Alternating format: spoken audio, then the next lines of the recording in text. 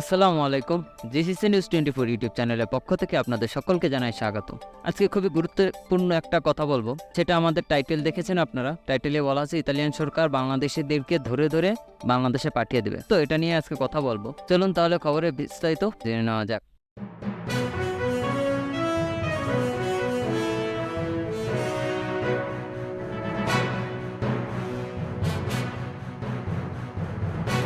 বাংলাদেশিদের ধরে ধরে ইতালি সরকার বাংলাদেশে পাঠিয়ে দেওয়া হবে।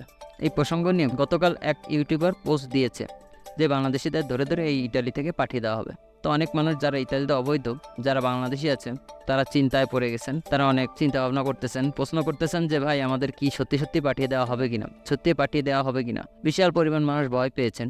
সেটার আসল রহস্য কি? গতকাল ইতালির মিনিস্ট্রি দি লাবণ্য থেকে একটা পোস্ট করা হয়েছে। সেটার মধ্যে বলা হয়েছে পৃথিবীর মধ্যে 3 নম্বর সিরিয়ালে আছে বাংলাদেশ। যারা ইতালিতে এসে এগ্রিকালচার বা স্পন্সর বিষয় বা যে কোনো বিষয়ে এসে তারা অ্যাজাইলাম দায়ের করে। আসলে সত্যি কথা বলতে হলো মালিকের কাছে দালাল নিয়ে যায় না। অ্যাসাইলাম দায়ের করার অন্যতম একটি কারণ হলো এটা, যে যে দালালের মাধ্যমে আপনারা আসেন, কিন্তু সেই দালাল আপনাদেরকে মালিকের কাছে নিয়ে যায় না। মালিক যে কাছে যদি নিয়ে যেত তাহলে আপনারাই বিপদে পড়তেন না। অনেকে ইটালিতে বিভিন্ন উপায়ে, অসৎ উপায়ে আসেন। এভাবে অনেকে অবৈধ আসেন। এখন তারা কি করবেন? তারা না পেয়ে অ্যাজাইলাম মারেন। এই আজালাম দায়ের করার মধ্যে ইতালিতে 3য় স্থানে বাংলাদেশ।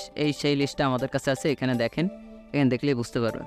তো যখন 3 নম্বর আছে বাংলাদেশ এবং স্টার চিহ্ন দেওয়া, এবং বাংলাদেশ সরকার গত কয়েকদিন আগেও এটা মিনিস্ট্রি দি লাবণ্য থেকে বলা হয়েছে যে কনফারেন্স করে অনেক দেশের সামনে বলা হয়েছে যে বাংলাদেশ কোনো রাজনৈতিক হানাহানি নেই, মারামারি নেই, কোনো প্রতিহিংসা এসব কিছু নেই, একেবারে নিট অ্যান্ড ক্লিন রয়েছে। বাংলাদেশে এই মুহূর্তে কোনো হরতাল নেই, কোনো কিছু নেই, মানে রাজনৈতিক কোনো সমস্যা নেই। তো এখানে আপনারা আসার পরে কেন অ্যাসাইলাম মারেন? তো সেখানে ইটালিয়ান সরকার আর কি বলবে?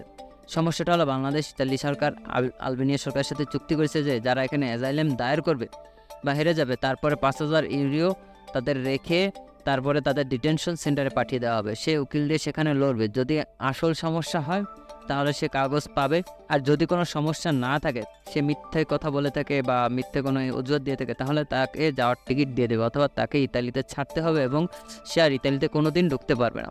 এই হলো মূল কথা। এই যে নিয়মটা, এটা এখনও প্রাথমিক পর্যায়ে আছে, এটা এর প্রয়োগ এখনও শুরু হয় না, এবং কবে এই প্রয়োগটা শুরু হবে সেটা আসলেও সুনির্দিষ্টভাবে কেউ বলতে পারবে না। এটা এখনও প্রাথমিক পর্যায়ে আছে। তো যে ইউটিউবার ভাই এই খবরটা এভাবে ছড়িয়েছেন, সে আসলে একটু বেশি কঠিনভাবে বা কঠোরভাবে ছড়িয়ে দিয়েছেন। এই কারণে আপনারা হয়তো বা অনেকে ভয় পাচ্ছেন। এখনও এই সিস্টেমটা চালু হয় নাই। চালু হইলে আপনারা জানতে পারবেন।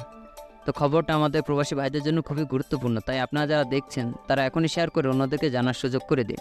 আর আপনি যদি আমাদের চ্যানেলে নতুন হয়ে থাকেন তাহলে প্রবাস সম্পর্কিত যে কোনো ধরনের গুরুত্বপূর্ণ খবর সবার আগে পাওয়ার জন্য আমাদের চ্যানেলটি সাবস্ক্রাইব করুন এবং পাশে থাকা বেল আইকনটি চাপুন। ধন্যবাদ সবাইকে। ভালো থাকবেন, সুস্থ থাকবেন। আল্লাহ হাফেজ।